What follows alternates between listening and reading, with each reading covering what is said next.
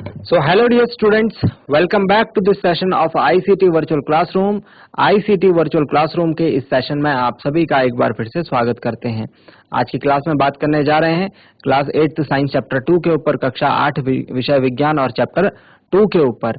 Previous class में हमने जिसमें देखा था माइक्रो ऑर्गेनिजम्स, फ्रेंड्स एंड फो, यानी कि सूक्ष्म जीव, हमारे मित्र और शत्रु।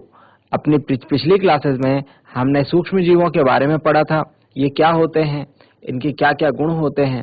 और आज की क्लास में हम कंटिन्यू करेंगे कि माइक्रो ऑर्गेनिजम्स का हमारे डेली लाइफ के साथ किस तरीके से एसोसिएटेड है, कहाँ कहाँ इनका यूज होता है, कहाँ कहाँ हमको ये देखने को मिलते हैं। तो आज की क्लास में इस डिस्कशन को कंटिन्यू करेंगे, डिटेल में इसके ऊपर चर्चा करेंगे, चाहे वो मेडिसिनल यूज हो, चाहे वो औषधीय उपयोग हो उनका, चाहे वो एग्रीकल्चरल यूज हो, चाहे हम उन्हें कहते हैं कि किसान के भाई हैं, किसान के दोस्त हैं। तो ये सारे ही वर्ड्स जो हैं रिलेटेड हैं किनसे? माइक्रो ऑर्गेनिज्म से, सूक्ष्म जीव से। तो आज की क्लास में इस चीज को थोड़ा और डिटेल में सीखेंगे और जानेंगे। अपना पूरा ध्यान जो है सामने स्क्रीन की तरफ बनाकर रखें। हम चलते हैं स्मार्ट बोर्ड की स्क्रीन पर। तो चलिए प्यारे बच्चों, अपनी पिछली क्लास में हमने बात करी थी कि माइक्रो ऑर्गेनिजम्स एंड अस, यानी कि हमसे माइक्रो ऑर्गेनिज्म किस तरीके से एसोसिएटेड है, किस तरीके से संबंधित है। सबसे पहले हमने बात करी फ्रेंडली माइक्रो ऑर्गेनिज्म। फ्रेंडली मतलब जो दोस्त होते हैं, मित्र होते हैं, ऐसे micro organism. Making of curd and bread, दही और ब्रेड का बनना, ठीक है, बहुत इंपॉर्टेंट है, हम इसे सीखेंगे। कमर्शियल यूज, कमर्शियल मतलब हम किस तरीके से इसको अल्कोहल, वाइन में यूज करते हैं। मेडिसिनल यूज, औषधीय रूप से हम किस तरीके से इसका, वैक्सीन, टीका लगाने में क्या इसका इस्तेमाल होता है। क्लीनिंग द एनवायरनमेंट, वातावरण की सफाई के लिए, पर्यावरण की सफाई में किस तरीके से माइक्रो ऑर्गेनिजम्स का इस्तेमाल होता है। इंक्रीजिंग सॉइल फर्टिलिटी, भूमि की, मिट्टी की उपजाऊ क्षमता को बढ़ाने के लिए किस तरीके से हम इनका इस्तेमाल करते हैं, ये भी हम देखेंगे। Okay, so one by one हम डिस्कशन करेंगे, ठीक है। और सबसे पहले हम लोग देखने जा रहे हैं कि फ्रेंडली माइक्रो ऑर्गेनिजम्स। कौन से micro organisms? Friendly micro organisms. तो सबसे पहले हेडिंग पुट अप करेंगे friendly micro organisms.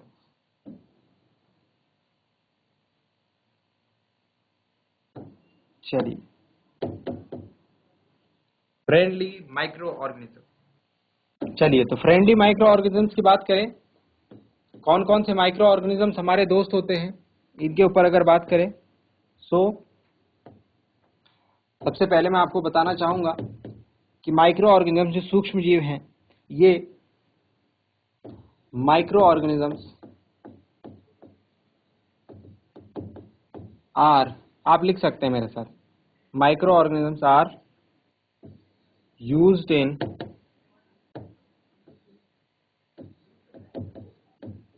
Preparation of bread, curd,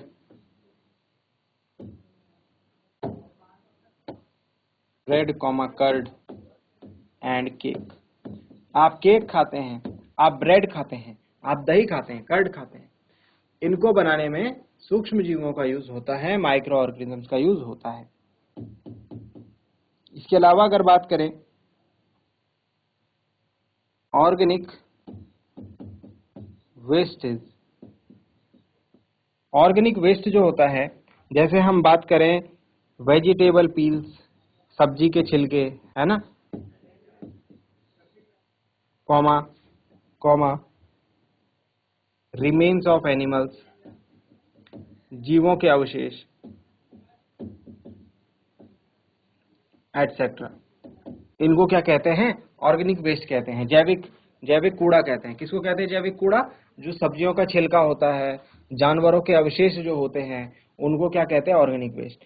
तो जब हमें, आप देखते हैं जब कहीं पर सब्जी का कूड़ा हम फेंक देंगे, सब्जी के छिलके हम किसी जगह पर फेंक देंगे, तो कुछ टाइम बाद आप देखना वो जो है पूरा एक तरीके से सड़ जाएंगे, है ना, पूरा एक तरीके से सड़ जाएंगे और सड़ करके वो मिट्टी में मिल जाएंगे, आपको पता भी नहीं लगेगा कि वहां पर आपने कोई सब्जी का छिलका फेंका था।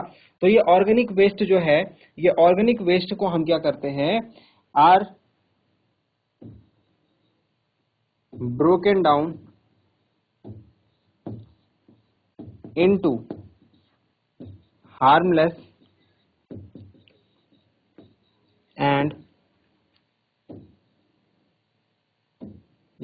Usable substance. ठीक है, तो हम क्या करते हैं, जो भी जैविक कूड़ा होता है उसको जो है एक ऐसा सब्सटेंस बनाने में जो कि हमारे लिए हानिकारक भी नहीं है और जिसको हम दोबारा यूज कर सकते हैं, इस तरीके से हम उसका यूज करते हैं। किसकी मदद से? फ्रेंडली माइक्रो ऑर्गेनिज्म, बैक्टीरिया जो है यहाँ पर हेल्प करते हैं इस काम को करने में। तो बैक्टीरिया क्या करते हैं, जो हमारी जैविक खाद होती है उसको उसको तोड़ करके कुछ ऐसा सब्सटेंस बनाते हैं, कुछ ऐसी चीज बनाते हैं जो कि हानिकारक भी नहीं होती हमारे लिए और जिसको हम दोबारा से यूज भी कर सकते हैं। ठीक है, बेसिकली हम इसका यूज जो है खाद के रूप में करते हैं। ठीक है, और जो भी हमारा जैविक कूड़ा होता है, हमें ये बोला जाता है कि हमें इसे अलग रखना चाहिए, सेपरेट रखना चाहिए, है ना। अजैविक जैसे पॉलीथीन हो गए, पॉली बैग हो गए, इस तरीके के कूड़े के साथ हमको इसको नहीं मिलाना चाहिए, प्लास्टिक के साथ नहीं मिलाना चाहिए। क्यों? क्योंकि जैविक कूड़ा जो है बच्चों, हम उसको यूज कर सकते हैं दोबारा से, उसको तोड़ करके ऐसे सब्सटेंस में बनाया जा सकता है जिसको हम जैविक खाद के रूप में यूज कर सकते हैं, जानवरों के भूसे के लिए भी यूज कर सकते हैं। तो इसके काफी सारे यूजेस हैं। समझ में बात आ गई? तो ये काम किसके द्वारा किया जाता है? माइक्रो ऑर्गेनिजम्स के द्वारा। इसके अलावा अगर हम बात करें तो increasing soil fertility,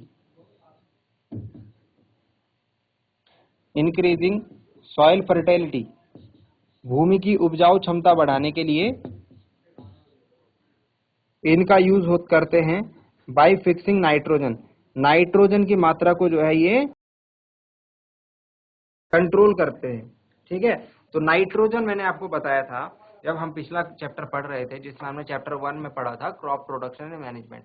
carbon dioxide gas जो है वो पौधा एयर से ले लेता है, वायु से ले लेता है, लेकिन वायु में नाइट्रोजन गैस भी होती है, नाइट्रोजन गैस की भी आवश्यकता होती है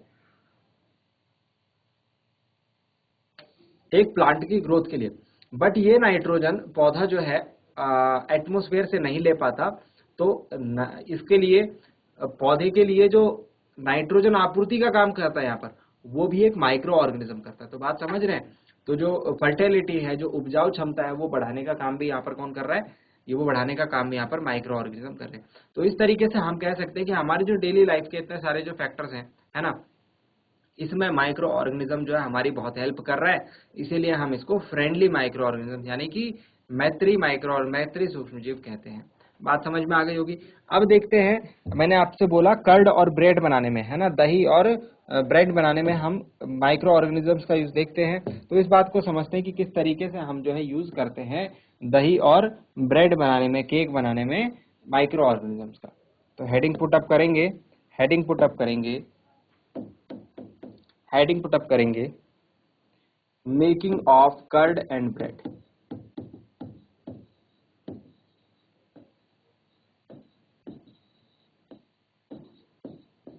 making of curd and bread.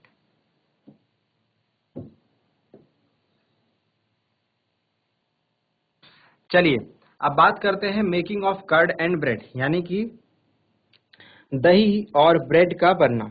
तो जरा एक बात समझिए, जब भी आपने अपने घर में देखी होगी ये चीज, आपने अपने घर में किस तरीके से देखी होगी ये चीज? देखो, ये देखिए, एक बच्ची है, क्या कह रही है? ये कह रही है, I saw that my mother added a little curd to warm milk to set curd for the next day. I wonder why. क्या पूछा जा रहा है, क्या बताया जा रहा है? आप लोगों ने भी देखा होगा, जब आपकी मम्मी जो है दूध को गर्म करती है तो उसमें हल्की सी दही, 1 चम्मच दही जो है मिला दी जाती है काफी सारे दूध में, और वो अगले दिन क्या हो जाता है? दही बन जाती है। समझ रहे हैं बात को? तो ये आप लोगों ने जो है अपने घर में देखा होगा। ठीक है, अब हमारे दिमाग में क्वेश्चन आता है कि कैसे, वाई? तो इसका सीधा सीधा आंसर है बैक्टीरिया।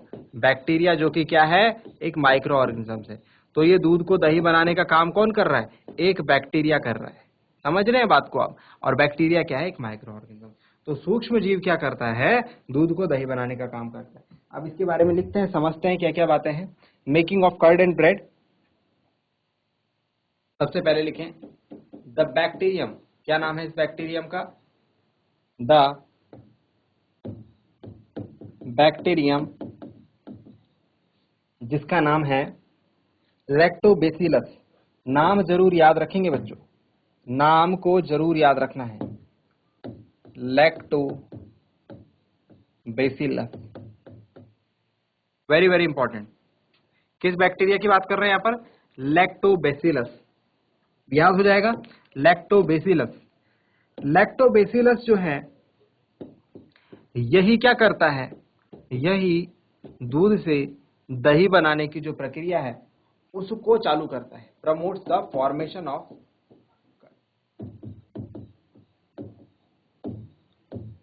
मतलब अगर दूध में लैक्टोबैसिलस है तो ये क्या करेगा, ये इनिशिएट करेगा प्रोसेस को, ये बोलेगा चलो चलो इस दूध को दही में कन्वर्ट करते हैं, है ना। तो प्रमोट करने का काम कौन करेगा? लैक्टोबैसिलस। बात समझ में आई? तो lactobacillus will be the bacterium which will promote the formation of curd. ये बात आप ध्यान रखना, ठीक है, इसको याद रखना, लैक्टोबैसिलस को जरूर याद रखना है, दही में होता है, ठीक है। ये क्या करता है, ये क्या करता है, ये मिल्क के अंदर ही मल्टीप्लाई होते रहते हैं। मल्टीप्लाई मतलब दो लैक्टोबैसिलस होंगे तो 2 के 4, 4 के 16, 16 के 32, इस तरीके से जो है ये मल्टीप्लाई होते रहते हैं, है ना। मल्टीप्लाई हो करके अपनी संख्या बढ़ा देते हैं और दूध को पूरा किस में कन्वर्ट कर देते हैं? कर्ड में। बात समझ में आई? इसके अलावा अगर बात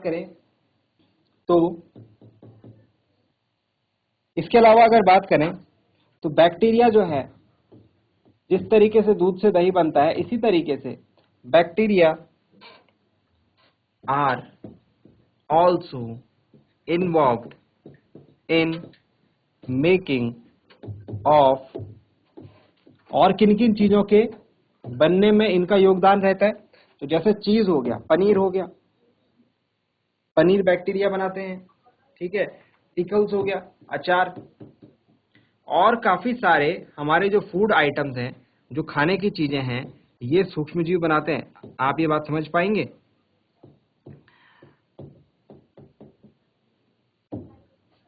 ये अगर सूक्ष्मजीव ना हो तो हमारे पास ये सारी चीजें ना बन पाए, ठीक है। तो बैक्टीरिया जो होते हैं वही ये क्या काम करते हैं, वही जो है इन चीजों को बनाने का काम करते हैं, इन सारे प्रोसेस में जो है वो इन्वॉल्व रहते हैं। Bacteria and yeast are, yeast को भी ध्यान रखना, ठीक है।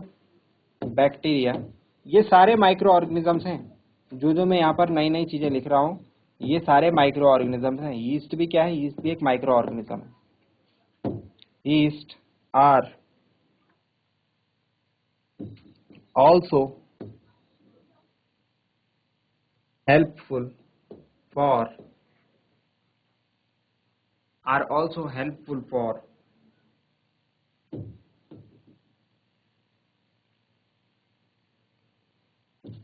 fermentation of rice, idlis and dosa batter.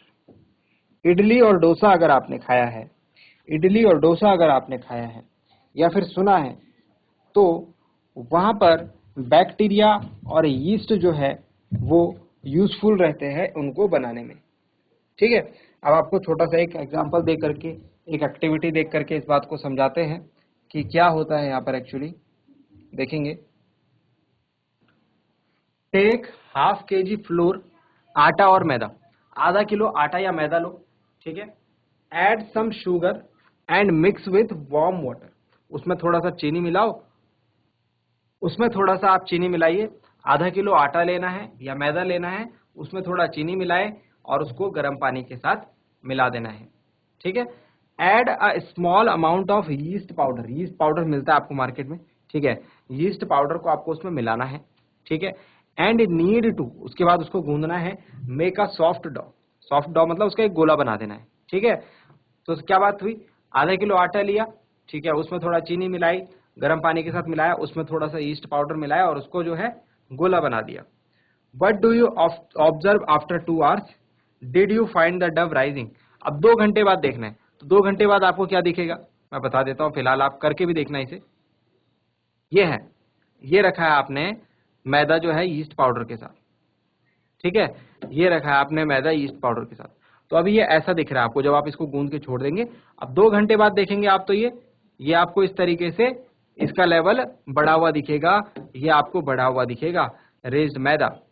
तो ये किसने बढ़ाया है, किसने इंक्रीज करा है इसको, वो है यीस्ट। और यीस्ट मैंने आपको क्या बताया था, एक तरीके का माइक्रो ऑर्गेनिज्म है। तो जो हमने इसमें यीस्ट पाउडर मिलाया था वो क्या काम करता है, वो इसको रेज करने का काम करता है, मैदे को बढ़ाने का काम करता है। चाहे तो आप इसे घर में चेक कर सकते हैं यीस्ट क्या काम करता है। देखो बच्चों, ये सारी चीजें आपको याद करनी है, ठीक है, समझ लेनी है अच्छे तरीके से और याद जरूर करनी है। याद करने का ही इसमें काम है। लैक्टोबैसिलस आपको याद करना पड़ेगा, ठीक है। बाकी जो भी चीजें यीस्ट में बता रहा हूँ ये सारी चीजें आपको याद करनी है, ठीक है। यहाँ पर याद करके ही काम चलेगा। यीस्ट क्या करता है, yeast produces carbon dioxide during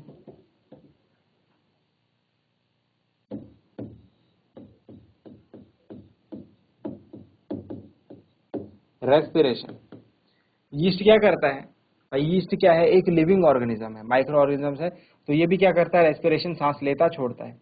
तो यीस्ट जो है कार्बन डाइऑक्साइड गैस बनाता है अपनी रेस्पिरेशन की प्रक्रिया के दौरान, ठीक है। अब ये जो गैस है इसकी वजह से क्या होता है, बबल्स ऑफ गैस जो बनते हैं उसकी वजह से फिल द डॉ एंड रेज इट्स वॉल्यूम। तो जो आपने देखा उसका जो वॉल्यूम बढ़ता हुआ दिखा आपको, रेज होता हुआ दिखा मैदा, अभी मैंने जो पीछे दिखाया था आपको, वो किसकी वजह से हुआ, वो हुआ कार्बन डाइऑक्साइड की वजह से। और ये कार्बन डाइऑक्साइड किसने बनाई, यीस्ट ने बनाई। तो कार्बन डाइऑक्साइड गैस जो थी वो भर गई उसके अंदर, और भरने के बाद क्या हुआ, वो फूल गया, ठीक है, मैदा जो है फूल गया, ठीक है। और इसी वजह से हम क्या करते हैं, yeast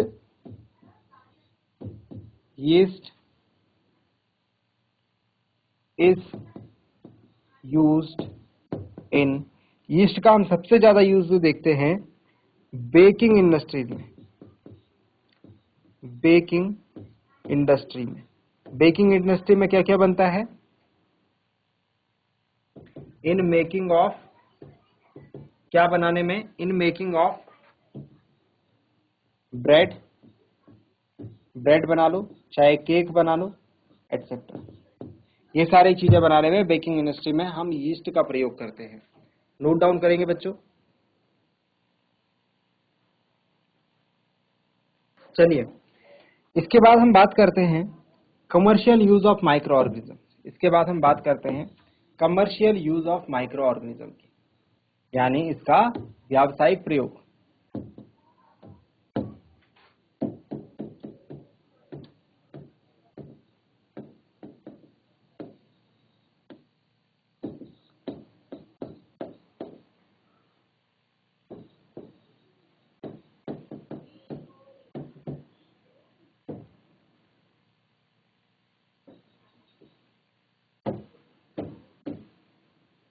commercial use of micro organisms.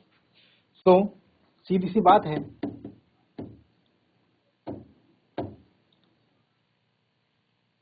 Micro organisms in are used in large scale manufacturing of, या फिर ये कह लीजिए production of, large scale production of alcohol, alcohol, wine and vinegar, ठीक है। जो लार्ज स्केल प्रोडक्शन हम करते हैं अल्कोहल का, शराब का, या फिर वाइन का, या फिर विनेगर का, ये किसकी मदद से किया जाता है, ये किया जाता है माइक्रो ऑर्गेनिजम्स की मदद से, ठीक है। यहां पर हम क्या करते हैं, इस चीज को थोड़ा हाईलाइट करके लिखना, नोट करके लिखना, ये याद करना है आपको। yeast is grown on natural sugars। यहां पर हम यीस्ट का प्रयोग करते हैं, लेकिन बाहर से उसको खरीद के नहीं लाते हैं कहीं से। जो नेचुरल हमारे पास शुगर है, जैसे हम बात करें शुगर किस किस में प्रेजेंट रहता है, हमारे अनाजों में काफी शुगर प्रेजेंट रहता है। तो हम क्या करते हैं, अनाजों में प्रेजेंट इन ग्रेन्स, जैसे कौन कौन से ग्रेन्स में, कौन कौन से अनाज में प्रेजेंट रहता है, जैसे बार्ले हो गया, जौ हो गया, गेहूं हो गया, व्हीट, ठीक है, राइस हो गया, चावल, एटसेट्रा, ठीक है, फ्रूट जूस हो गया। इन सब में क्या रहता है, नेचुरल शुगर प्रेजेंट रहता है। तो यहां से हम क्या करते हैं, यीस्ट को ग्रो करते हैं, ठीक है। अब क्या किया जाता है, इस प्रोसेस को हम नाम देते हैं this process of conversion of sugar into yeast. Sugar से हम क्या कर रहे हैं, यीस्ट बना रहे हैं, और जो यीस्ट की स्मेल जो है, यीस्ट से ही हमको फाइनल प्रोडक्ट जो है अल्कोहल देखने को मिल रहा है। तो शुगर को हम किस में प्रेजेंट कर रहे हैं, किस में कन्वर्ट कर रहे हैं, अल्कोहल में। This process of conversion of sugar into alcohol is known as fermentation. बच्चों इस बात को जरूर ध्यान रखना, फर्मेंटेशन हमने पढ़ा था, ठीक है, इसको आप जरूर ध्यान रखना। फर्मेंटेशन क्या होता है, जो अल्कोहल मेकिंग प्रोसेस होती है उसमें यीस्ट बनाया जाता है। यीस्ट को हम कैसे बनाते हैं, यीस्ट को बनाते हैं हम किससे, यीस्ट को बनाते हैं हम नेचुरल शुगर से। मतलब जो जौ हो गया है ना, गेहूं हो गया, चावल हो गया, इनसे हम यीस्ट बनाते हैं, और इनसे क्या होता है, इनसे अल्कोहल बनता है। तो हम क्या कर रहे हैं, बार्ली, व्हीट, जो राइस है, जो चावल है, जो जौ है, जो गेहूं है, इसमें प्रेजेंट जो शुगर है, इसको हम अल्कोहल में कन्वर्ट कर रहे हैं। इस प्रोसेस को फर्मेंटेशन कहा जाता है। इस बात को जरूर ध्यान रखें, नोट डाउन करें। सो डियर स्टूडेंट्स, उम्मीद करते हैं आज की क्लास में आपको जो बातें बताई गई हैं वो आपकी समझ में आई होंगी, इंटरेस्टिंग लगी होंगी, और साथ ही साथ आपने उन्हें नोट डाउन भी किया होगा। ये भी उम्मीद करता हूँ घर से आप उन्हें एक बार रिवाइज करके जरूर लाएंगे। मिलते हैं अगली क्लास में ऐसे ही किसी इंपॉर्टेंट और इंटरेस्टिंग टॉपिक के साथ। क्लास से जुड़ने के लिए आप सभी का बहुत बहुत धन्यवाद। Thank you very much and have a nice day.